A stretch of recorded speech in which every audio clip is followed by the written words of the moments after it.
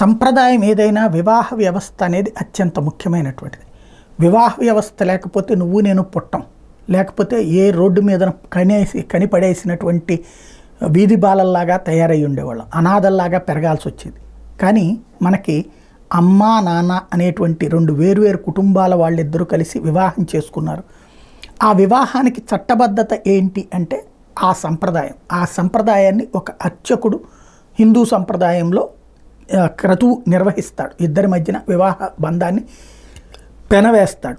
ఆ అర్చకుడి పట్ల అవమానకరమైనటువంటి రీతిలో మీద పశువు ఈసిరి కుంకం చల్లటం, తలకాయ మీద ఏది తట్ట తీసుకొచ్చి పెట్టడం, పెళ్లి చేస్తున్నంతసేపు ఎకశక్యాలు ఆడటం కాదు, అసహ్యకరమైనటువంటి చేస్తూ అది వీడియోలు రిలీజ్ చేసినటువంటి నీచపు వెధవలు వాళ్ళు మరి మనుషులో పశువులో ఒక అమ్మ ఒక నాన్నకే పుట్టారో లేదో అంటే కొంచెం వాళ్ళ అమ్మల పట్ల వాళ్ళ నాన్నల పట్ల అగౌరవం, కానీ వాళ్ళు మనిషి పుట్టాల్సినటువంటి వాళ్ళు కాదు. అలాంటి దరిద్రులు కొంతమంది చేసినటువంటి వ్యవహారం మీద ఇప్పుడు పోలీసు కంప్లైంట్ దాకా వెళ్ళింది. తాజాగా ఏదైతే పెళ్లి జరిపిస్తుండగా పురోహితుడితో ఆ కార్యక్రమంలోనే పాల్గొన్న కొందరు అమానవీయంగా ప్రవర్తించినటువంటి ఘటన రాష్ట్ర వ్యాప్తంగా చర్చనీయాంశమైంది. కాకినాడ జిల్లా కొత్తపల్లి మండలంలోని మూలపేటకు చెందిన ఆచల్ల సూర్యనారాయణమూర్తి శర్మ ఈ నెల 12న స్థానికంగా వివాహ క్రతువు జరిపించేందుకు వెళ్లారు. కార్యక్రమం జరిపిస్తుండగా కొందరు ఆకతాయిలు ఆయన తలకి వంచి తలకి సంచి తగిలించి ఎగతాళి చేశారు. అక్కడతో ఆకుండా పసుపు కుంకుమ నీళ్ల ప్యాకెట్లను ఆయన మీద విసురుతూ అమానవీయంగా ప్రవర్తించారు. వీడియోలు సోషల్ మీడియాలో వైరల్ కాగా బ్రాహ్మణ హిందూ సంఘాల నుంచి తీవ్రస్థాయిలో ఆగ్రహం వ్యక్తమైంది. కాకినాడ, పిఠాపురం, బెక్కవోలు ప్రాంతాల్లో బ్రాహ్మణులపై జరిగిన దాడులను ప్రస్తావిస్తూ ఆయా సంఘాల వాళ్ళు విమర్శలు గుప్పించారు.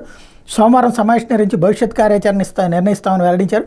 మరోవైపు ఉన్నతాధికారుల ఆదేశాల మేరకు పిఠాపురం సీఐ శ్రీనివాస్ ఆదివారం క్షేత్రస్థాయిలో విచారించి పురోహితుడి నుంచి రాతపూర్వక ఫిర్యాదు కోరారు.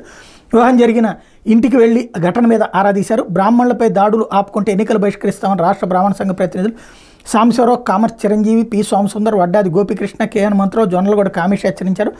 బ్రాహ్మణ అట్రాసిటీ చట్టం తేవాలని వాళ్ళు డిమాండ్ చేశారు. పురోహితుడిపై అమానవీయంగా ప్రవర్తించడం మానవ హక్కుల ఉల్లంఘన, బాధ్యులతో పాటు వీడియోను సామాజిక మాధ్యమాల్లో పెట్టిన వాళ్ళ మీద కూడా క్రిమినల్ కేసులు నమోదు చేయాలన్నారు.